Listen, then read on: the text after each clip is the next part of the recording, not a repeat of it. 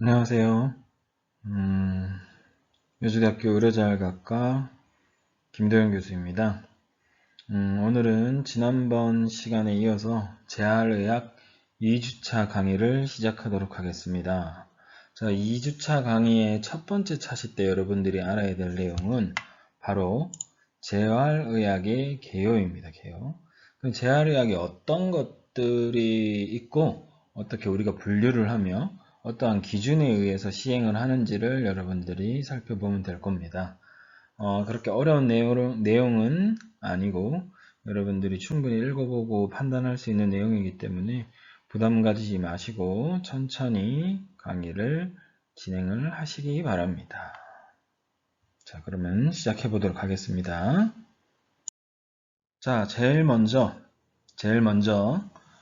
재활의학의 정의입니다. 재활의학의 정의. 자, 이렇게 세 가지로 우리가 나눠볼 수 있는데, 세 가지로 나눠볼 수 있습니다. 그죠? 환자, 그 다음에 평가 및 진단, 그 다음에 신체적, 정신적으로 회복이라는 세 가지 단계로 우리가 재활의학을 정의할 수 있습니다.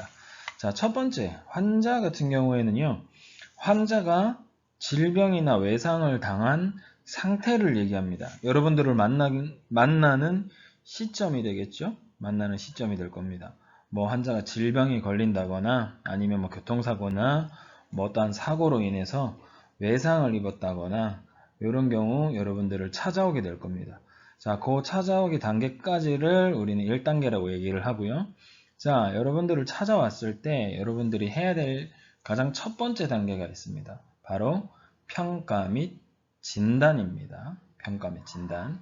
자, 이 평가 및 진단으로 인해서 뭐 의사는 평가를 하고 난 다음에 수술적 치료를 하든지 뭐 아니면 주사 처방을 하든지 아니면 뭐 수액을 처방을 하든지 약을 처방하든지 이런 식으로 하겠죠. 그죠? 그리고 물리치료사는 그 환자분들에게 뭐 재활 운동을 진행하든지 아니면 뭐 정기적 뭐 물리치료를 통해서 진행을 하든지 이렇게 해서 치료를 또는 재활을 진행을 하게 될 겁니다.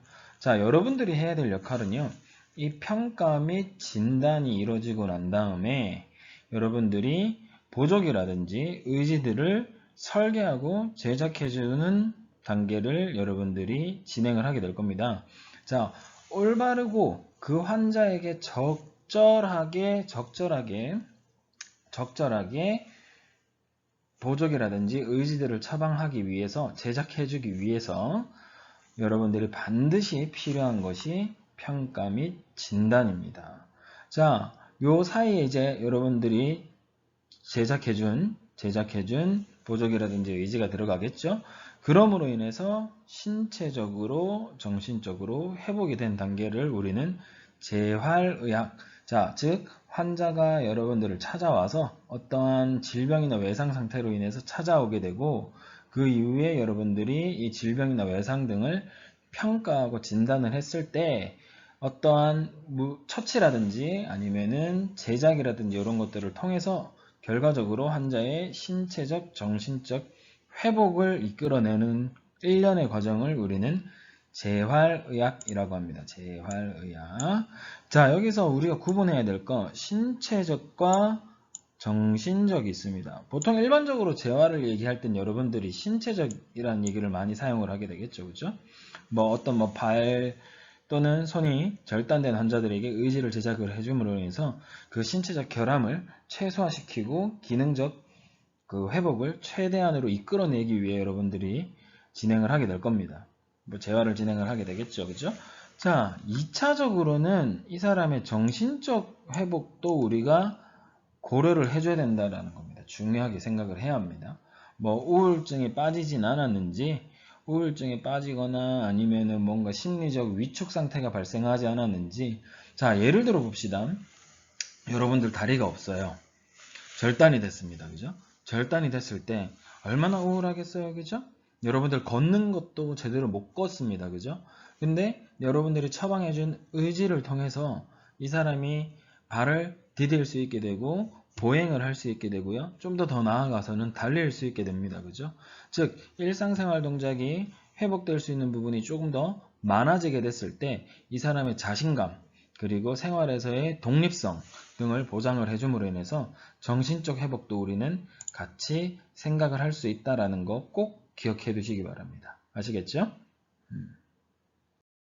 자, 그 다음으로 넘어가게 되면 재활의학에서의 장애입니다. 자, 첫 번째 우리가 구분할 수 있는 게 절단이나 마비 상태입니다. 절단이나 마비 상태.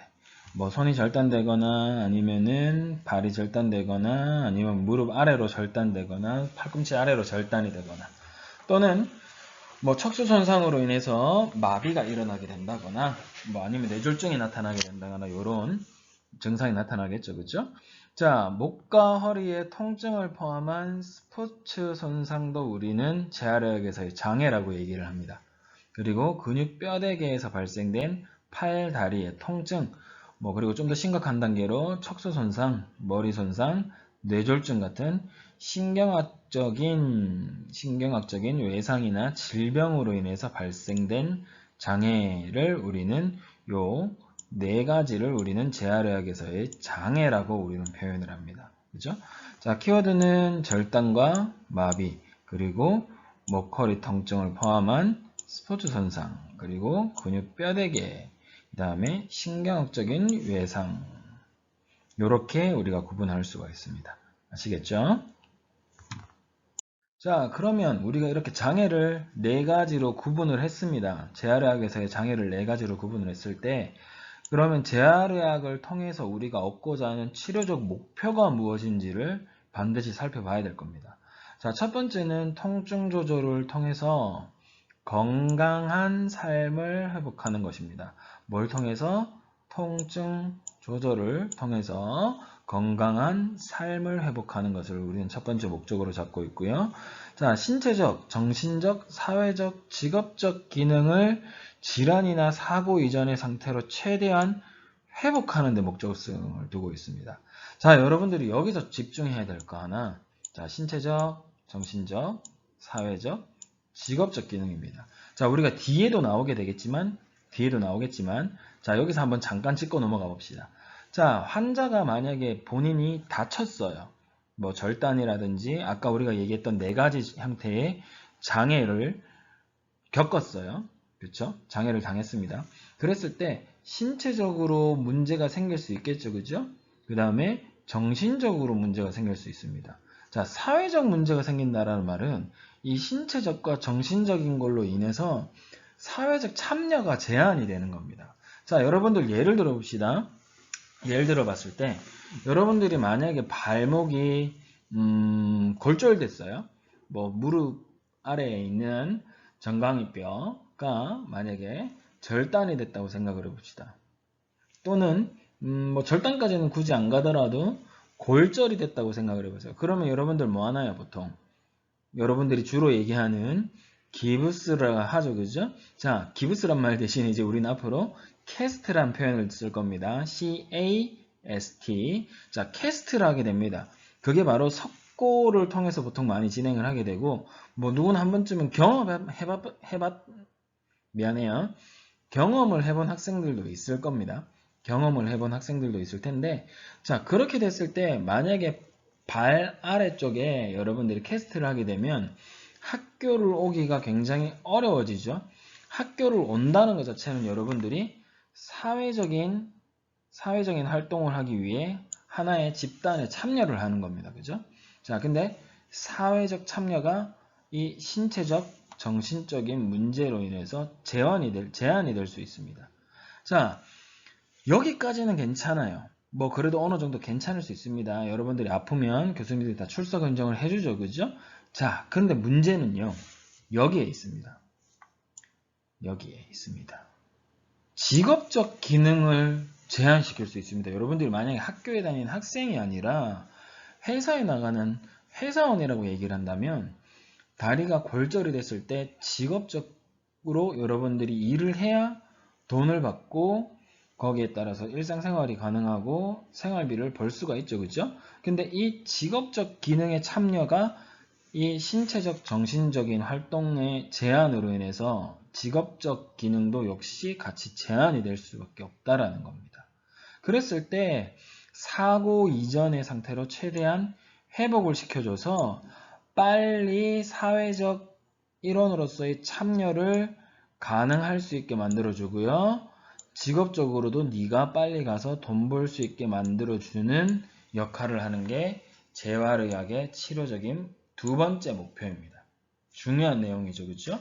요 개념, 신체적, 정신적, 사회적, 직업적 개념 여러분들 잘 알아두시기 바랍니다. 이해하기가 훨씬 더 쉬울 겁니다. 이걸 이해하면. 자, 세 번째는요. 기능적으로 환자를 최적화하도록 하여 삶의 질을 높이는 것을 우리는 재활의학의 치료적 세 번째 목표랍니다. 자, 결국 삶의 질을 높인다. 보통 우리가 그래서 QOL이라고 얘기합니다. Quality of Life라고 얘기를 하죠. 그죠? 삶의 질을 높인다. QOL을 높인다 라고 얘기를 하는 겁니다. 기능적으로 환자를 최적화하도록 해서 삶의 질을 높이는 거. 자, 초기부터 장애를 예방하거나 극소화시키는 기능을 합니다. 자, 즉 일단 장애가 발생 안 하면 제일 좋은 거잖아요. 그죠? 그렇기 때문에 예방이라는 단어가 여기에 들어갑니다. 키워드죠. 그죠? 예방이라는 거. 자, 장애가 발생되지 않도록 근력을 강화한다거나 인대를 강화한다거나 아니면은 신체의 밸런스를 미리 잡아줘서 균형 능력을 향상시켜 준다거나 그랬을 때 질환이 발생할 수 있는 장애가 발생할 수 있는 요인들을 극소화시켜 놓는 겁니다. 그러면 장애가 발생할 확률이 그만큼 떨어지게 되겠죠? 네 번째 목표가 요겁니다. 예방 효과입니다. 예방 효과. 네 가지 반드시 기억해 두시기 바랍니다. 진짜 중요한 내용입니다. 제가 원래 고민을 했을 때 요거를 이제 여러분들에게 과제를 내려고 했으나 요거는 제가 설명을 하고 난 다음에 충분히 여러분들이 이해할 수 있다는 판단하에 요거는 과제로 내지는 않았습니다.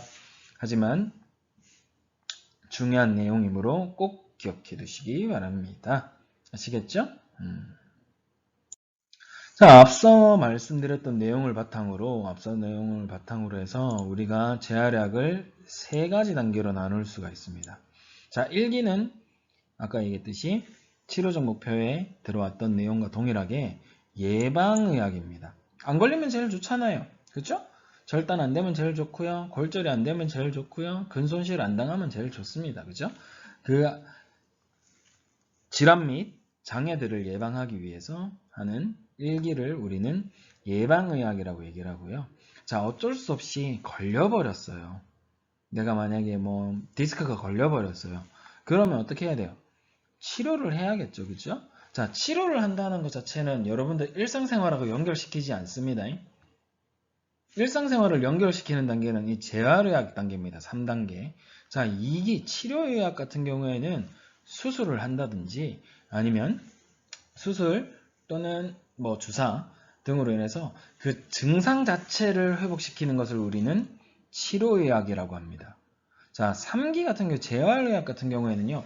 아까 전에 얘기했듯이 신체적, 정신적, 사회적, 직업적인 기능들을 전부 다 같이 복합적으로 고려해서 기능을 회복시켜주는 것에 가장 큰 목적을 두고 있는 겁니다. 자, 1기의 목적, 2기의 목적, 3기의 목적 다르겠죠, 그렇죠? 1기는 안 걸리도록 하는 거, 장애를 최소화하고 장애가 발생할 수 있는 확률을 최소화하고 질환이 안 걸리게 하고 하는 예방의 목적을 두고 있고요.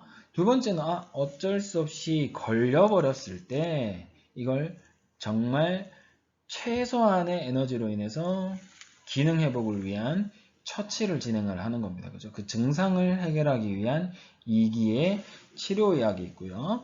자, 아까 전에 얘기했던 신체적, 정신적, 사회적, 직업적인 기능들을 회복하기 위한 재활의학 3기가 있습니다. 아시겠죠? 이렇게 해서 세 가지 단계로 구분이 가능하다는 거 꼭 기억해 두시기 바랍니다.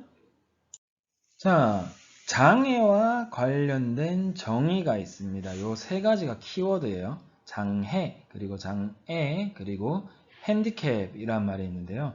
자, 솔직히 요거 세 가지로 구분을 해서 시험에 굉장히 많이 나옵니다.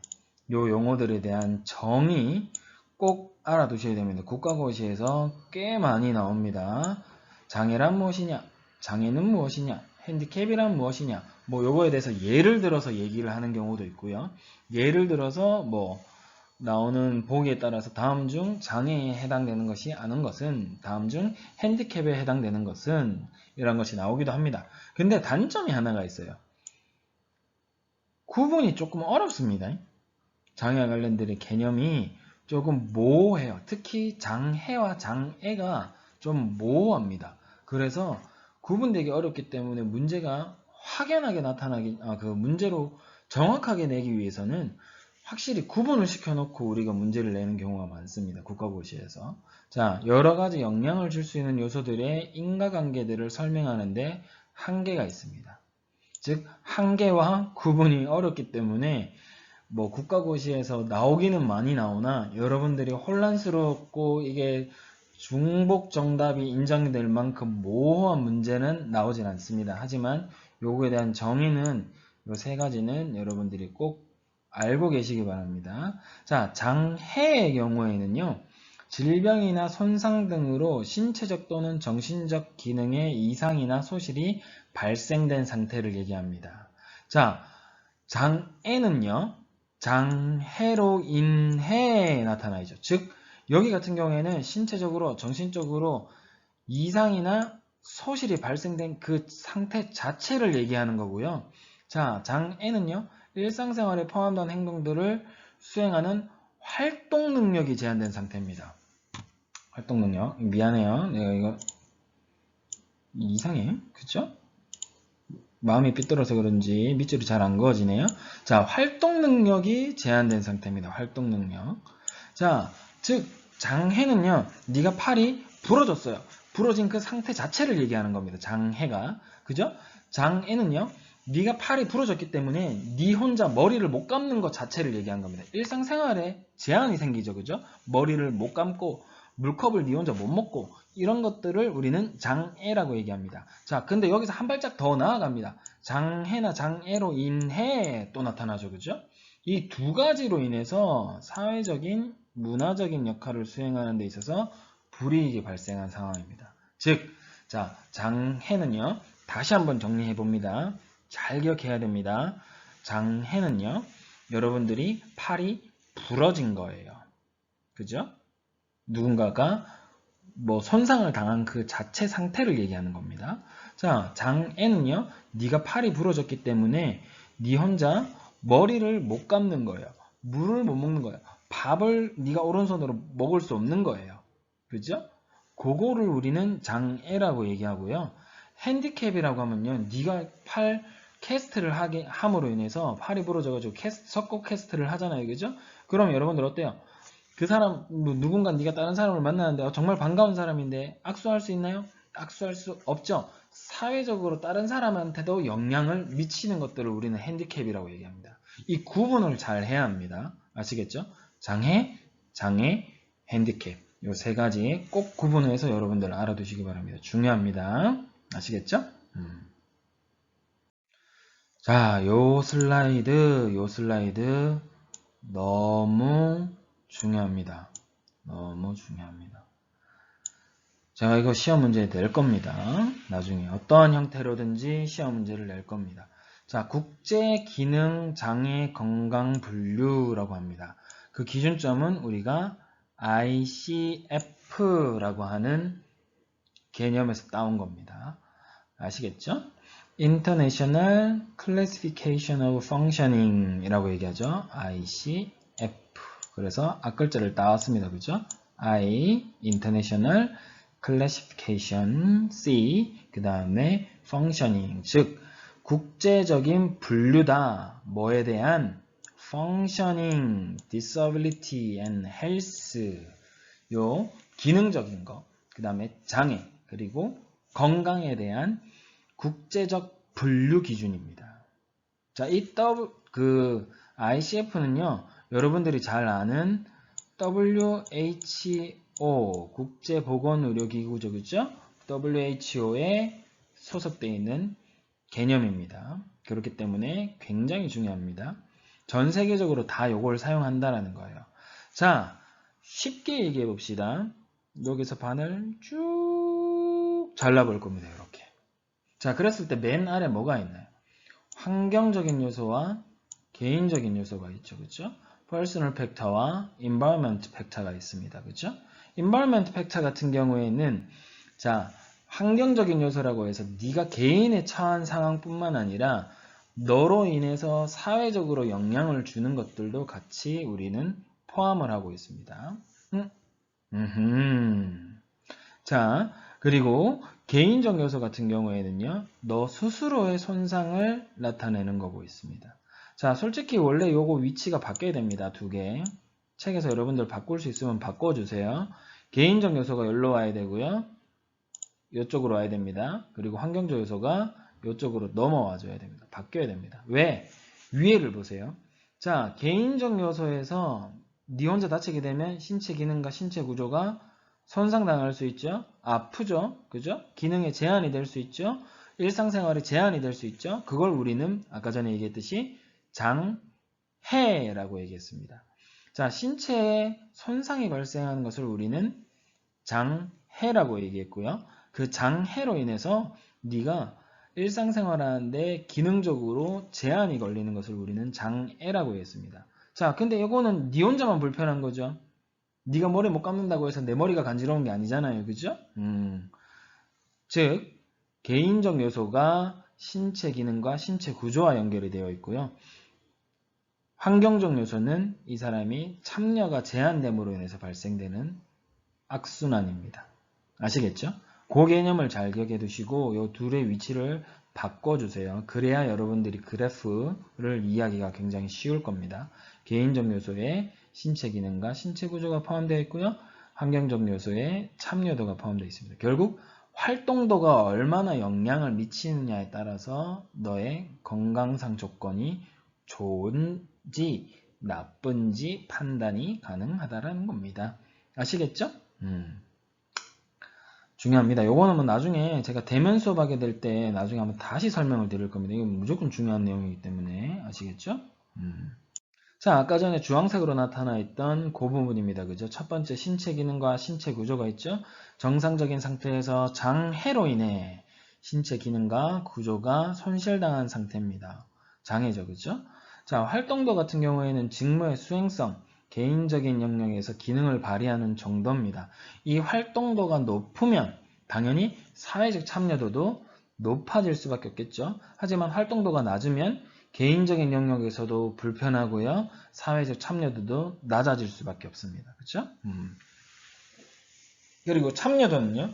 실제 생활적인 상황들과 관련된 사회적인 영역, 그죠? 사회적인 영역 중요합니다. 참여도. 항상 사회에 대한 참여 때문에 요 개인의 영역이 아닌 사회적인 영역으로 구분이 된다는 거 굉장히 중요하고요. 삶을 영위하는 환경에 참여하는 정도를 얘기합니다.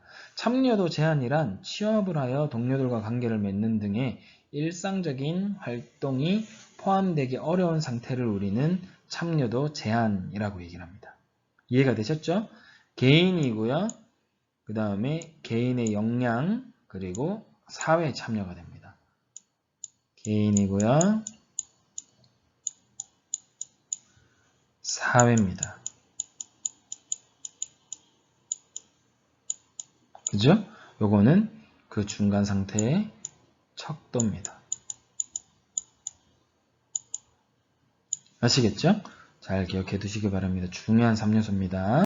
자, 그래서 아까 전에 얘기했듯이 환경적 요소와 개인적 요소가 구분돼서 중요한 내용입니다. 자, 환경적 요소 같은 경우에는 주위 환경으로부터 뭐 몇 층에 사는지, 거주 환경은 어떤지, 엘리베이터가 있는지, 보호자의 유무, 보호자의 필요 등 여러가지 주변 환경들을 포함하고요.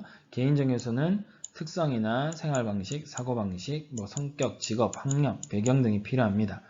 자, 여러분들이 이런 것들은 아까 제일 처음에 제가 말씀드렸듯이 환자가 여러분들에게 장애를 당한 상태로 찾아오게 되잖아요. 그죠? 손상을 당한 상태로 찾아오게 됩니다. 그렇게 됐을 때 환경적 요소와 개인적 요소들을 여러분들이 각각 평가와 진단을 해주셔야 됩니다. 아시겠나요? 자, 만약에 뭐 오른다리 절단 환자가 왔어요. 근데 이 사람이 뭐 2층 집 주택에 살아요. 주택에 사는데 주택에는 엘리베이터가 없죠. 그죠? 그러면요. 다리가 많이 절단이 돼서 만약에 나는 휠체어로 처방해주고 싶은데 집이 2층이에요. 계단밖에 없어요. 그럼 휠체어 처방이 올바른가요? 휠체어를 제작해줌으로 인해서 이 사람이 일상생활이 개선이 많이 될 수 있나요? 없습니다. 그렇죠? 그래서 최대한 뭐 휠체어가 아닌 혼자 스스로 될 수 있으면 이동할 수 있는 방향에 대해서 여러분들이 생각을 하고 고려를 해줘야 됩니다. 그런 것들 때문에 이런 환경적인 요소들이 반드시 필요하고요.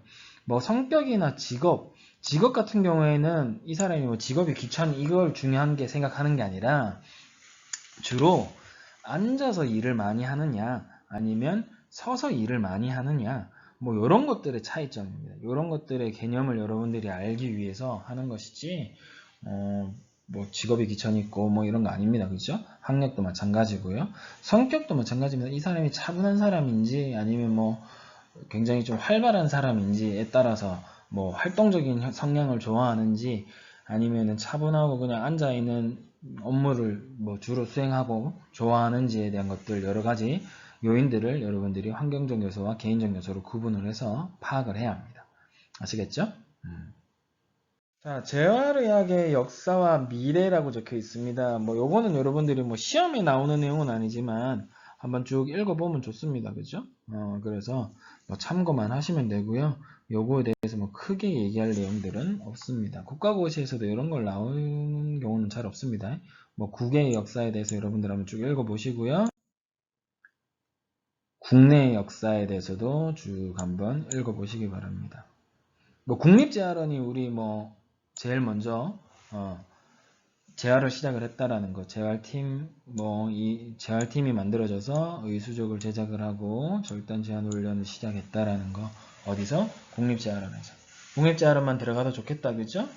여기 거의 공공기관입니다, 그죠? 좋은 곳이에요. 이렇게 뭐 간단하게 국외 역사와 국내 역사를 한번 읽어보시면 되고요. 재활의학의 특성에 대해서 한번 알아보도록 합시다. 네 번째입니다. 재활의학의 특성. 자, 재활의학은 치료의 목표가 즉 기능과 삶의 질의 향상에 중점을 두고 있습니다. 두 가지 포인트입니다. 첫 번째 기능, 두 번째 삶의 질의 향상. 굉장히 중요한 내용입니다. 여러분들 항상 머릿속에 제가 지난 시간에도 얘기했었죠. 지난 시간에도 얘기했듯이 재활의학은 기능과 삶의 질의 향상에 목적을 둔다라는 거. 여러분들도 보조기를 제작할 때, 의지를 제작할 때 마찬가지입니다. 그렇죠? 자, 재활 프로그램의 수립 단계를 한번 살펴보도록 합시다. 쭉 있는데요. 자, 장애를 입을 당시에 독립적인 일상생활 수행 정도를 여러분들이 꼭 체크해야 합니다. 자, 얼마간에 자기 혼자 뭐 어떤 일을 수행할 수 있는지에 대한 여부를 여러분들이 살펴보게 되는 거죠. 그렇죠? 자, 여러분들을 찾아왔을 때 이 사람이 혼자서 술이란다. 미안. 물을 먹을 수 있는지 아니면 밥을 먹을 수 있는지 혼자서 화장실을 갈 수 있는지 이런 것들을 체크하는 겁니다. 대신에 혼자 해야 되는 겁니다. 그래야 독립적인 거죠. 그죠? 독립적인 일상생활 수행 정도를 꼭 여러분들이 체크를 하셔야 되고요. 자, 두 번째는 이동 및 배변과 배뇨 관리입니다. 아까 이동 뭐 마찬가지로 제가 얘기했었죠. 휠체어에서 침대로 혼자 갈 수 있는지, 침대에서 바닥으로 혼자 갈 수 있는지, 화장실을 혼자 갈 수 있는지, 주방을 혼자 갈 수 있는지, 뭐 이런 것들입니다. 그죠? 그리고 머리 손상이나 척수 손상을 당하신 분들 같은 경우에는 배변이나 배뇨 관리가 제대로 안 되는 경우가 있어요. 뭐 소변이나 대변을 스스로 조절하기가 어려운 경우도 있습니다. 그런 것들에 대한 여부도 여러분들이 체크를 해보셔야 될 거고요. 자, 뇌졸중 환자분들 같은 경우에는 언어소통이나 인지정도 등이 조금 미흡한 경우가 있습니다. 그랬을 때 뭐 말의 어눌함이라든지 의사 표현이라든지 아니면 상황에 대한 인식, 날짜에 대한 인식, 뭐 날씨에 대한 인식, 그 다음에 집 주소에 대한 기억력, 그 다음에 기존에 생활했던 것들에 대한 직업적인 지식들 뭐 이런 것들이 온전히 남아있는지 아닌지에 대한 것들도 확인을 해봐야 될 거고요. 장애 상태 등을 평가를 할 수가 있습니다. 그리고 관련된 문제 항목들을 설정 후 치료 형태와 정도를 결정을 합니다. 치료를 하는 동안에도 지속적으로 평가를 해야 돼요. 자, 지난번에도 제가 말씀을 드렸듯이 여러분들 보조기만 띡 맞춰주고 난 다음에 끝이 아니라요. 의지만 띡 맞춰주고 난 다음에 나는 할 거 다 했네.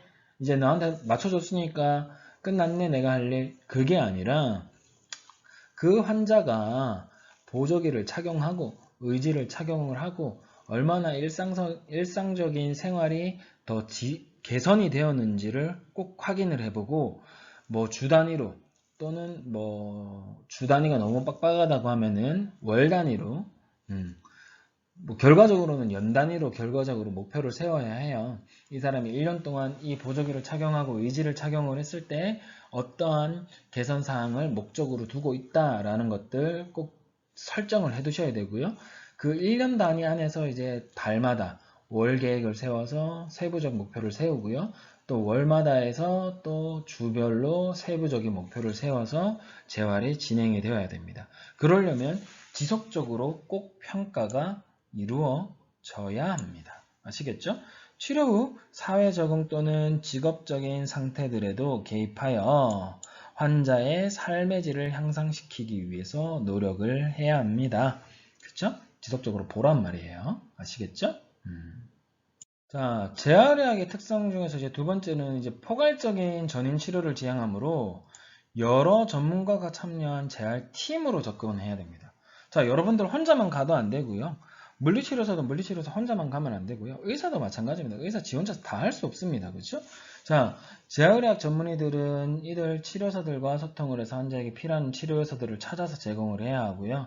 다양한 의료 분야의 의견을 환자의 상태에 맞추어서 치료 방침을 결정하고 치료에 접근을 해야 됩니다. 네 혼자가 아니라 여러 전문가가 함께 재활팀으로 접근한다라는 거. 자, 치료의 목표를 설정하여 접근하는데 아까 얘기했었죠? 단기적인 목표와 장기적인 목표. 뭐 보통 요거는 뭐 연 단위로 진행이 되기도 하고요. 월별 목표가 되기도 합니다. 그렇죠? 월별 목표가 되기도 합니다. 뭐 여기서 마찬가지예요. 주 목표가 되기도 하고요. 주 단위 목표가 되기도 하고 뭐 단기적인 목표가 월별 목표가 되기도 합니다. 뭐 이런 거는 개념으로 여러분들이 알아놓는 거고요. 자, 단기적인 목표를 우리는 줄여서 약어로 표현을 합니다. Short Term Goal입니다. Short 짧다죠. SHORT고 term 기간입니다. 그죠? TERM 그 다음에 goal은 목표죠. 그죠? GOAL이죠. 그죠? 그래서 STG Short Term Goal 이라고 얘기합니다. 짧은 단기적인 기간의 목표를 우리는 STG라고 얘기하고요. 자, 장기적인 목표는 뭘까요? 그러면 Long Term Goal입니다. 그렇죠? Long Term Goal. 자, 긴 기간에 있는 목표를 세워서 단계적으로 접근해서 최종적인 목표를 이룰 수 있도록 합니다. 자, 이 두 가지 개념 중요합니다. 이거 별표가 잘 안 만들어져요. 자, 얘도 중요합니다. 그죠?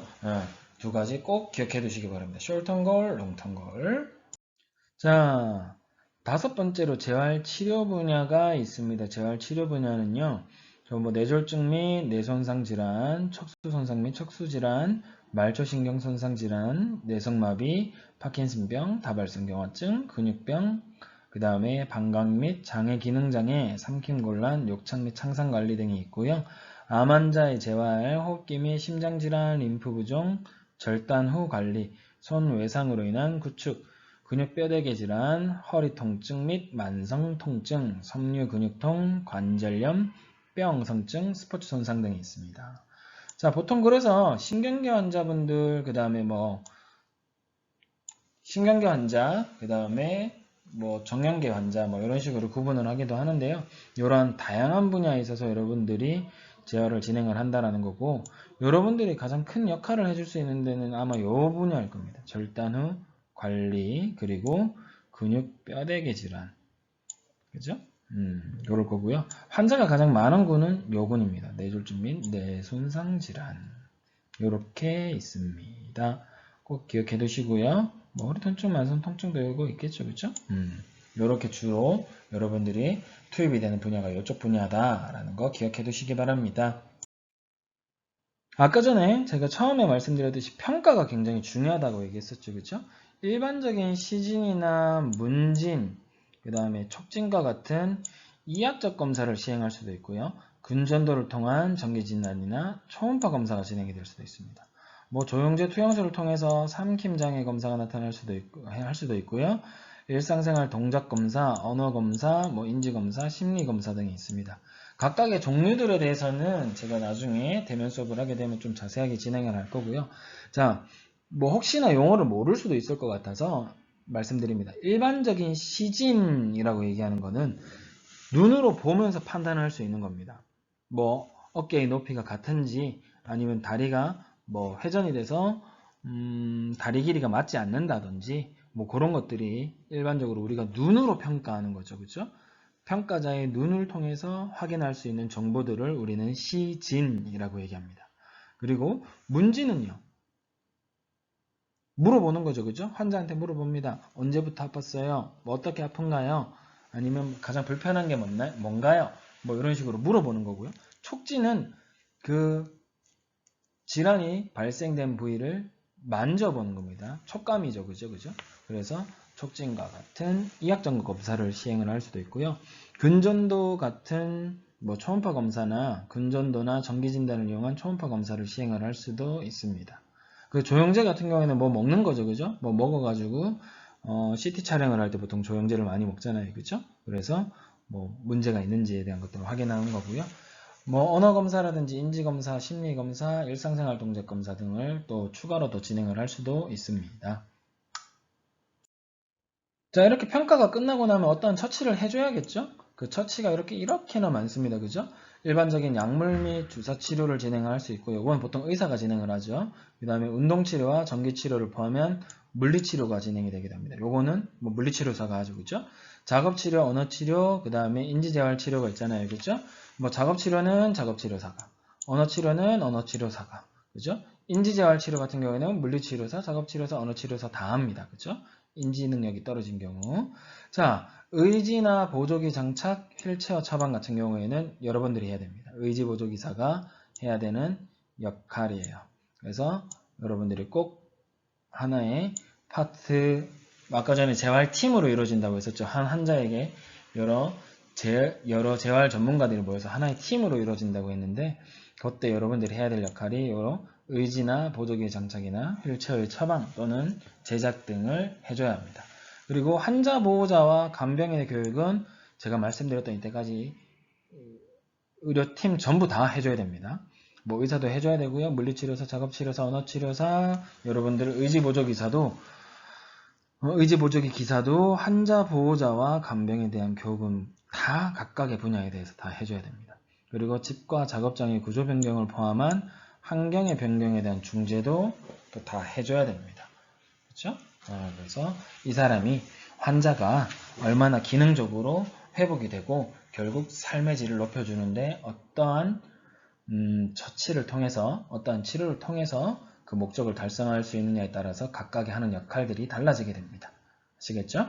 자, 보세요. 그래서 뭐 여러 분야의 협동이 필요합니다. 재활치료팀으로 이루어진다고 얘기했었죠. 그렇죠? 그랬을 때 재활의학과 뭐 전문의, 물리치료사, 작업치료사, 재활간호사, 언어재활사, 재활심리사, 직업재활사 여러분들이 있죠. 그죠? 의지, 보조기, 기사 그 다음에 재활의료사회사업가, 특수교사 등이 있습니다. 이러한 팀 원으로 인해서 한 명의 환자에게 모두 다 정보를 주고 투입이 된다라는 겁니다. 그럼 이 환자가 좀 더 전문적으로 더 나아질 수 있는 분야가 발생을 하게 되겠죠. 그렇죠? 이게 결국 재활치료팀의 목표입니다. 목표. 아시겠죠? 꼭 중요하다라는 거 아시고 계시고요. 뭐 의사 혼자 다 할 수가 없습니다. 물론 리더가 보통 의사기는 하죠. 가장 많이 의학적 지식을 가지고 있기 때문에 재활의학과 전문의가 보통 재활치료팀의 리더가 되기는 합니다만 각각의 역할들은 구분되어 있다는 거 꼭 기억해 두시고요. 그걸로 인해서 여러분들이 훨씬 더 재활 전문성을 띠고 있다라는 자부심도 가지고 있어도 됩니다. 그 정도로 여러분들은 전문적인 교육을 받고 있는 사람들이고요. 결국 이 재활치료팀에서 한 파트에서 여러분들의 역할을 수행을 해야 된다는 겁니다. 아시겠죠? 자, 이렇게 1차 시를 마무리하고 2차 시 공부를 잠시 쉬었다가 진행을 하도록 하겠습니다. 수고하셨습니다.